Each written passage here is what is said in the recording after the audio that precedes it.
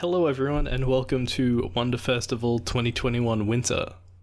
This is kind of like an emiya recap before stuff is up for pre-order. If you don't know what Wonder Festival is, it's an event that happens twice a year where many figure companies announce figures, typically lots of them. Ever since the pandemic, they've been online and they haven't been as good or interesting from what I can tell.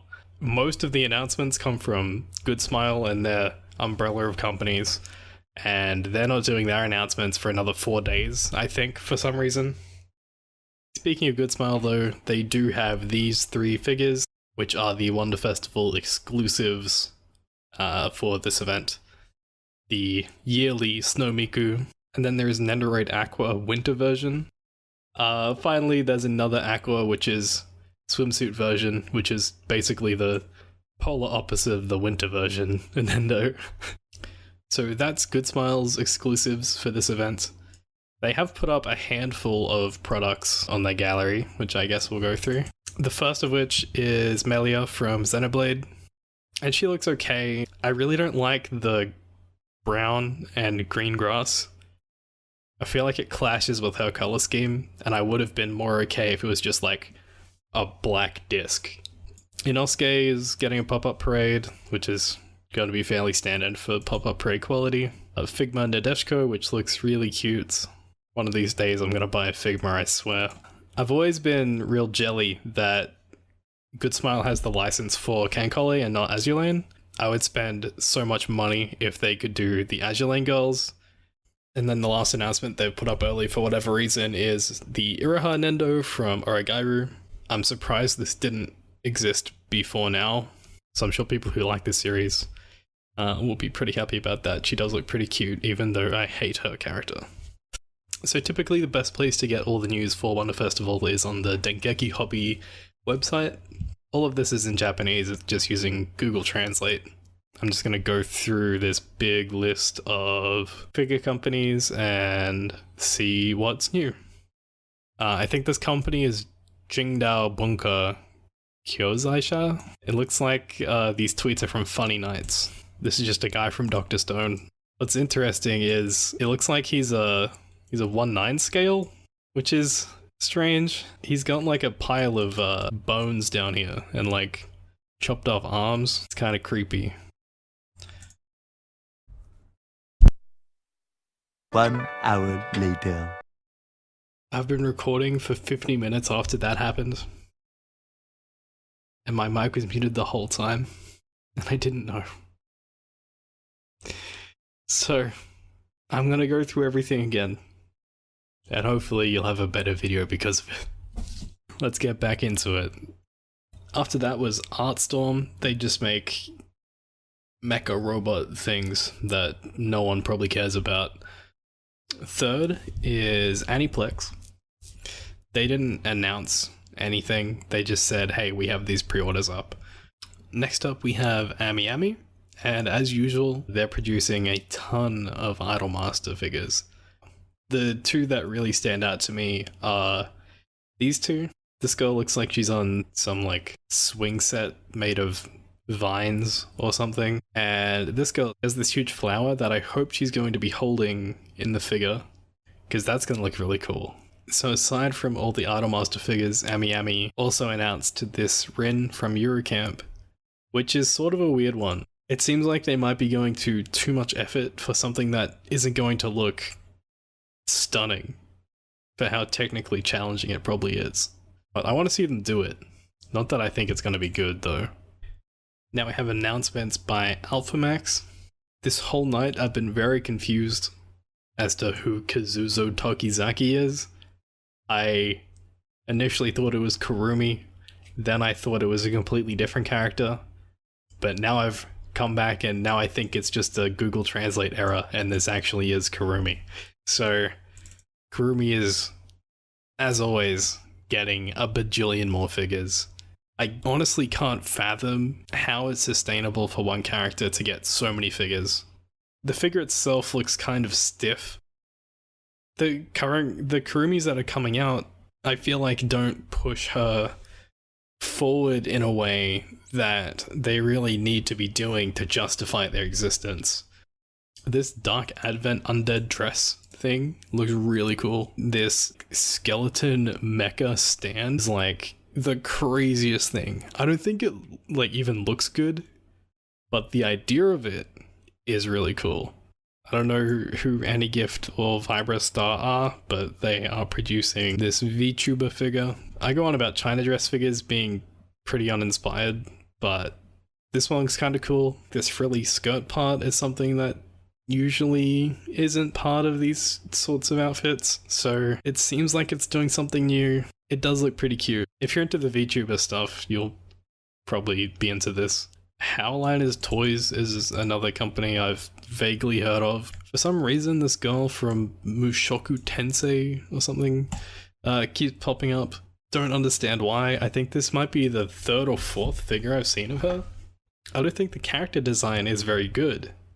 The boots are weird. The boots still weird me out.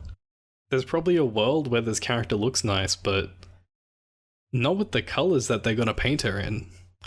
This butterfly lady looks pretty cool. I really like the colors. The way the orange goes with the blue is so nice. I like the smoky effect parts a lot. I think they've pulled it off quite well. It makes this figure look a lot more interesting because of it.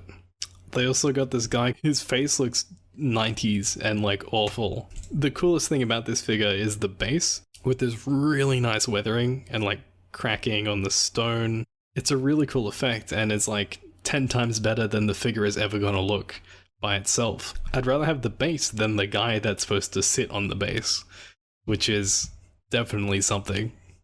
I wasn't sure what this manufacturer actually is, but this figure they announced called Pumpkin Princess, I don't know if it's attached to some IP, but this looks insane. It's going to be a 1/12 scale figure, but imagining the amount of detail that's going to be in this is just going to be so cool. I think there's a lot of ways for this to go wrong. I'm really interested to see how this turns out. Next up is Kyoto. I think they only have garage kits, but I do love that they did a whole bunch of Izulkin figures. These ones, like mid-dance from the OP, is like hella funny. And the main character, I forget her name, she looks like she's straight out of Gorillaz, about to start dropping Feel Good ink or something. Another fun thing from Kyoto is that they did the Wonder Festival mascots, these two girls, as Rei and Asuka from Evangelion. The best thing about these is that the paintwork and shading is really, really nice. These are so much better than the figures you typically see of Rei and Asuka, because instead of just doing a gloss coat of their respective white and red, these ones actually have shading, which make them look so much better and so much more detailed, even if the level of like sculpted detail is the same. So it's kind of a shame that these two are garage kits, and this is probably painted by someone who actually cares about figures. I get that this might be a bit heavy shading for some people. They might prefer it to be a bit more subtle, and that's fine. But at least add shading on figures, please, because I would pay money for these. So I've always called this company Quest Q, and I think based on Google Translate, it's actually just supposed to be Q's Q. And they spell the first Q out Ques. And I feel like for I don't know how many years it's been, I've known about Q's Q. I have never called them Q's Q. But it makes so much more sense than Quest Q, and for that I am sorry to myself. Q's Q has a lot of announcements or updates or whatever they have here. The first of which is whoever this girl is from the Slime Show. The thing that bothers me about this is that the art very clearly has like pink/purple hair, a grey shirt, and purple pants. And then you look at the figure and it's all blue instead of like purple. And I don't understand why. This is probably my favorite figure of the whole thing. Iowa from Azure Lane. There's so much about this that I really like. It's a dynamic Azure Lane figure. There's so much going on, and The base, she's like riding a wave. I can't wait to see it painted because it has to look dope once that's done. I can't see it going for anywhere under like $300 US, surely. But yeah, super pumped about that. Holo is getting another figure. I don't know why she's getting more figures recently. Are they finally doing season 3 or whatever? I know people were asking for more of the anime for years and they never got it. But they seem very happy to make more Holo figures whenever they can. Ever since I pre-ordered Riza from Wonderful Works, I've been getting very into the Atelier series. I'm very happy that they got her default outfit from Riza 1 and Riza 2 done before companies started making all these fan service versions of Riza like this one. As a fan of the character, I don't find this very appealing. This is a girl's frontline figure. Her head looks disproportionately small to the rest of her body. It's still in the prototype stage, so they could fix it, and I really hope they do. They've been doing a lot of these service injury or like heavy damaged characters, and it's really just an excuse to get them in like the skimpiest outfits possible. They also announced this maid girl from Girls Frontline. I don't know how she is a gun at all. She doesn't look like a gun. She doesn't come with a gun. So I don't know how she even qualifies to be a Girls Frontline figure, but here she is. I feel like once this gets painted, it's going to look pretty generic, since at that point she's going to be looking like a normal maid. If it was a maid with a gun, I'd be like, hell yeah, that's interesting. And then there was just a couple that don't have any sculpts yet. What I'm really interested in is Desert Eagle, because that's a gun that I know, and that's a cute character with a Desert Eagle. Might be something I randomly impulse pre-order. This one's called Reina Sayama Special Course Style Idol Look, and I don't know what the hell that means, but the art she's based on looks like it's really retro looking, which is really cool to me. They announced this Asuka in a white suit, and Asuka not being in her red suit is very, very strange to me, so I kind of hate it a lot. I feel like every time I see Strike the Blood come up, I complain that it's still a thing. Somehow all the Strike the Blood figures look bad, and I don't know how that happens. Hope this one looks better, but since it's a bunny figure, I have zero hope for it. This announcement is really exciting for me. I'm not the biggest Made in Abyss fan, but Bundrude is really, really cool. And I hope whatever the figure is can really do him justice. I hope he's not just standing here like this. If they base it off this art, they will be dead to me as a company. And then there's these two girls from Legend of Heroes. I don't know what that is or who they are, so if you're interested, take a look. Next up is Sega, and I think what most of the stuff they produce is prize figures, so stuff you win from claw machines. But the first thing that they have on this page is these cute little cat things, like chibi cat characters. They've got these Demon Slayer ones, which are really, really cute, but even more adorable are these Cells at Work ones. They just look so happy, especially platelets. Anyway, I'll quickly go through all the prize figure stuff. They've got the Demon Slayer crew sitting around. They've got these Love Live girls sitting around. Is the Order of Rabbits. Big Granddaughter, I think that's Cleopatra. No idea who this is. The Quintessential Quintuplets. This really, really sick looking Venom thing. And also this Venom. And they're also doing the 3 Saikano girls as prize figures.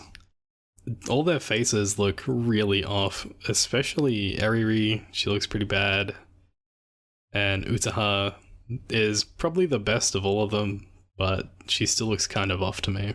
And wrapping it up for Sega is this Ram and Ram, who look like they're in some gummy bear cosplay outfit. I don't understand what this is. The Ram isn't any better.